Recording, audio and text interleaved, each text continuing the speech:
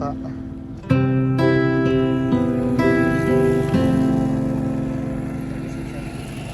บรรยากาศธรรมชาติออกไป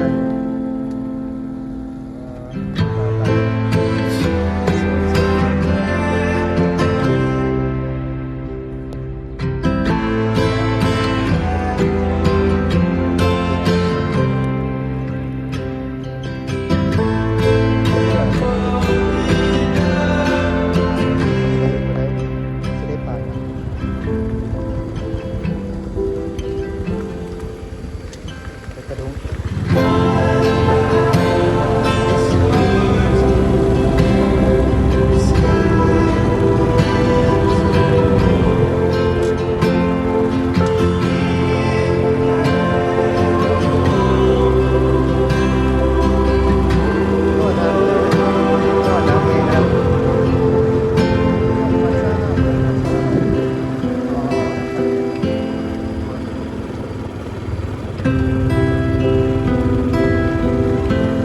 ได้ยี่บ่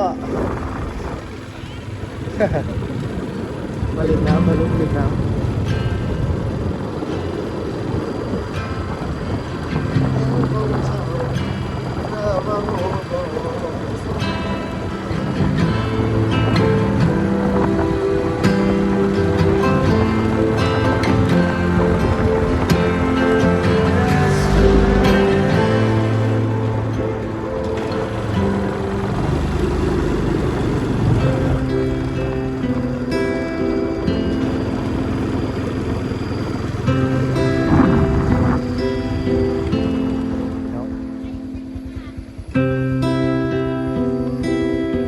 คนกันหนาอยู่เนาะ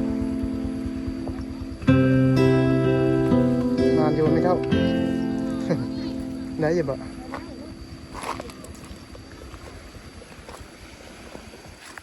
เอาแนมเนี่ยซุ้มมาเบิ่งแล้ว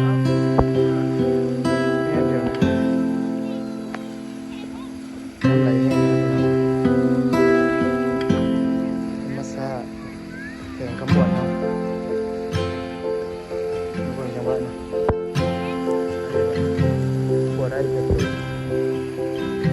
พูดมาพูด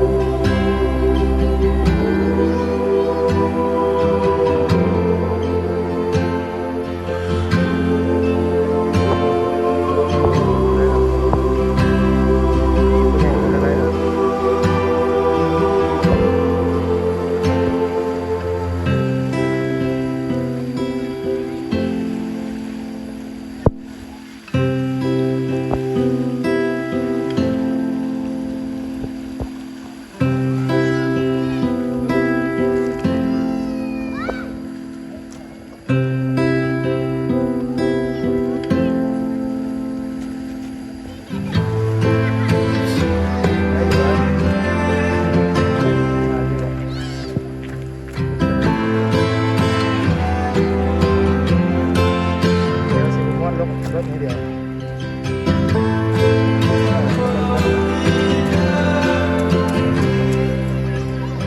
อยู่ธรรมชาติได้เฉยมาอยู่เนาะก็เอาไปเวทชิดมาที่เอาก็ได้แค่เกิดเลย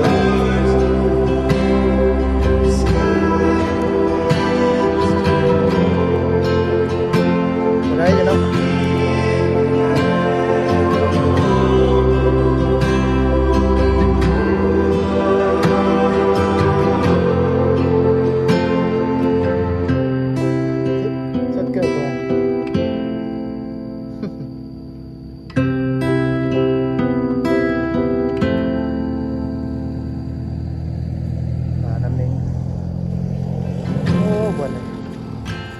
ลองเก่งชิดลองเฮ็ด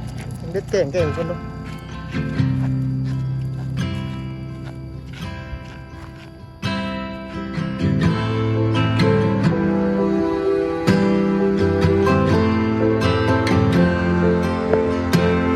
จั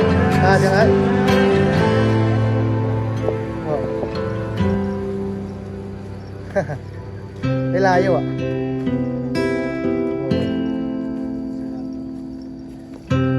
ไม่เอาเวียงอ่ะจะเจอกับกูอ่ะเว้นบอกเป็นชุดมันจะคือเลย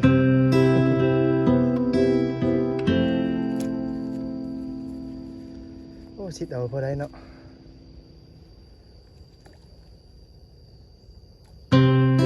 สู้ได้เหรอฮะ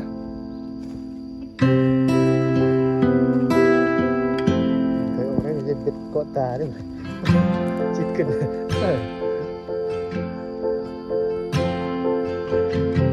เล่นปลาบ่คักเว้ยชิดนี่อันนี้เรียบร้อยเจ็ดตากู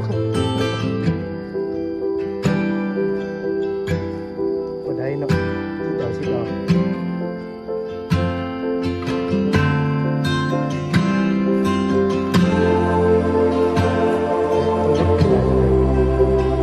เป็นโลลงไปเยอะ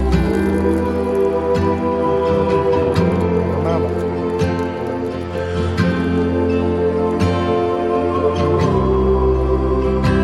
เป็นอะไรเนี่ยเนาะเป็นนะ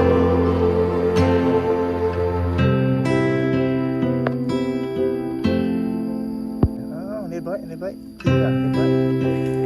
ก่อนหน้ามันครับไปเยอะเลย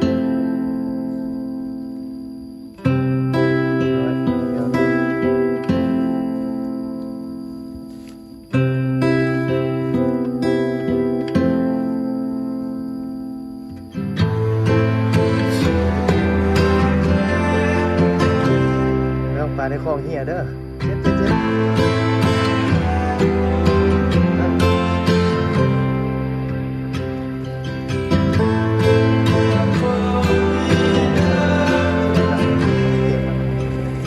ได้ป่ะ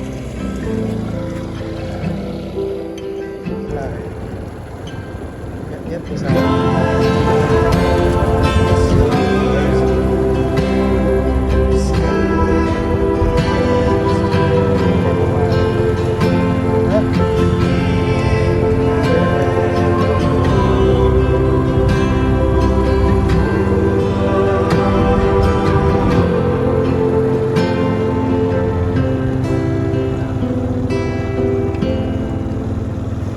ก็